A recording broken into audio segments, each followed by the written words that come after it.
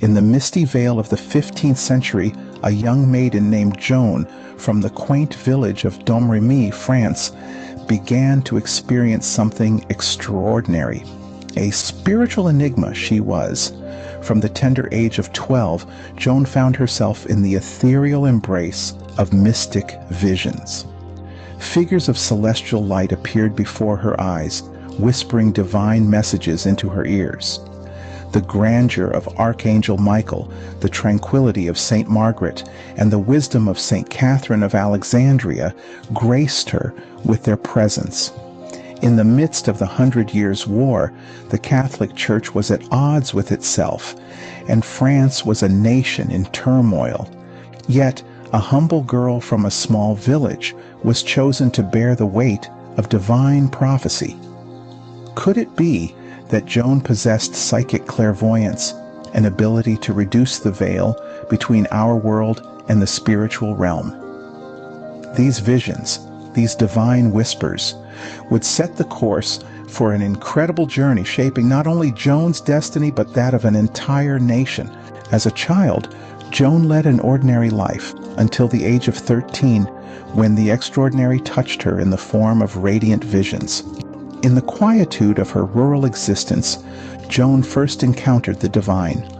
Amid the silence and solitude of her father's garden, she was graced by the presence of Saint Michael, the archangel. He appeared resplendent, a beacon of celestial light. His voice, a symphony of harmonious tones, reverberated within her, infusing her with a sense of tranquility and awe. Saint Michael spoke of a divine mandate, a charge that Joan was destined to fulfill. In the days that followed, Joan was visited by Saint Margaret and Saint Catherine of Alexandria, two revered martyrs of the Church. They emerged from the ethereal veil, their forms shimmering with a divine luminescence. Saint Margaret, a beacon of resilience and faith, lent Joan her strength.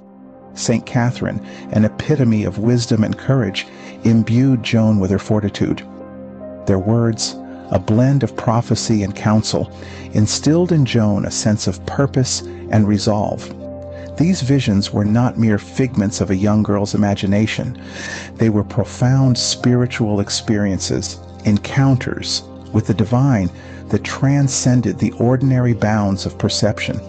Joan's world was no longer confined to the rustic simplicity of her village. It had expanded, reaching into the ethereal realms where spirits resided. The divine messages Joan received were not just words. They were a call to action, a divine edict that stirred her soul and ignited a flame within her. This flame, fueled by her faith and the divine mandate, would burn brightly even in the face of adversity. It would guide Joan on her path, illuminating her journey through the tumultuous landscape of the 100 Years' War and beyond.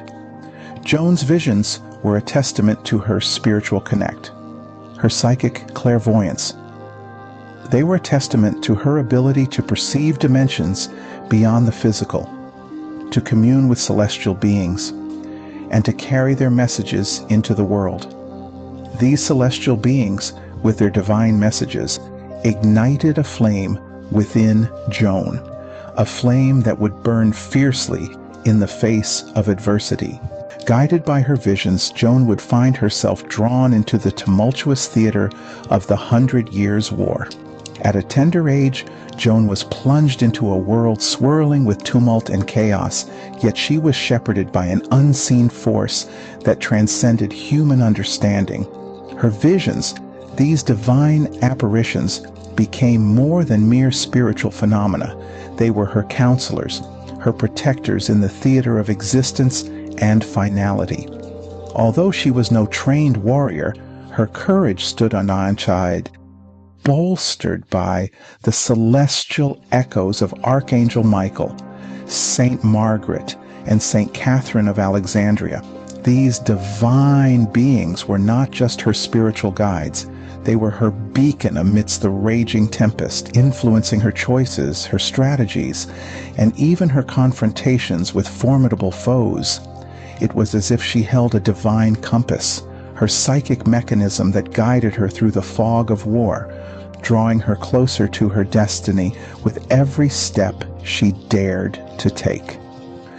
Now, envisage a dimension where the barrier separating the physical and spiritual world is thin, where spirits are not just figments of imagination, but tangible entities.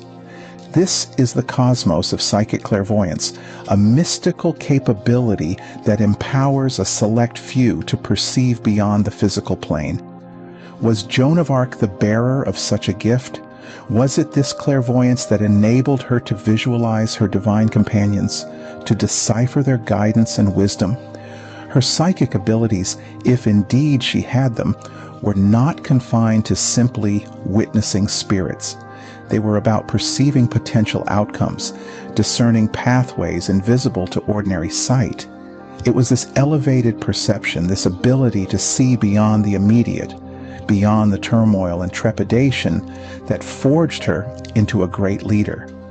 Under her direction, the direction influenced by her otherworldly visions, the currents of war began shifting, her bravery igniting a spark of courage in others, her faith serving as their guiding light. Joan's visions were more profound than mere images or voices. They were a spiritual summons, a divine edict that she heeded with an unwavering resolve. She was more than just a young maiden. She was a warrior, a leader, a beacon of hope in an era steeped in despair. In the face of war and desolation, Joan remained steadfast, her courage stoked by her visions, her divine companions standing by her side. This was the heroine's clarion call, a call that resonates through the annals of time, a testament to the invincible spirit of Joan of Arc. Beyond the battlefield, Joan's visions painted a vivid tapestry of spiritual connections and mystical powers. Like a river coursing through the landscape of history, Joan's story continues to captivate us, stirring wonder and speculation about the mystical forces that guided her. Was Joan, the humble maiden from Domremy, indeed a psychic? Did her mind hold the key to unseen spiritual dimensions where archangels and saints reside? It's a tantalizing question. The visions she reported of Archangel Michael, Saint Margaret, and Saint Catherine of Alexandria were so vivid, so compelling, that they spurred her into action, into a role she could never have imagined. Psychic clairvoyance, the ability to perceive things beyond the ordinary senses, is often linked with seeing spirits or receiving messages from other realms. Is it possible that Joan's visions were the result of such a gift? Could her mind's eye have pierced the veil that separates us from the spirit world, allowing her to receive guidance and protection from celestial beings? Then again, perhaps Joan's visions were not the product of psychic abilities, but rather a manifestation of her deep, unwavering faith. Her belief in her divine mission was so strong that it could have opened her mind to spiritual experiences beyond the reach of ordinary understanding. She was, after all, a girl of extraordinary courage and conviction, willing to risk everything for the cause she believed in. Regardless of the source of her visions, Joan's enduring legacy is testament to the power of faith and the strength of the human spirit. Her story, from humble maiden to revered military leader, is a testament to the transformative power of belief, of a heart aflame with a divine calling. As we delve into the mysteries of Joan's spiritual connections and mystical powers, we are reminded of the potential within each of us to transcend the ordinary, to touch the divine, and to shape our own destinies. Joan of Arc, a humble maiden turned war heroine, guided by divine visions. A tale of courage, faith, and the power of the human spirit.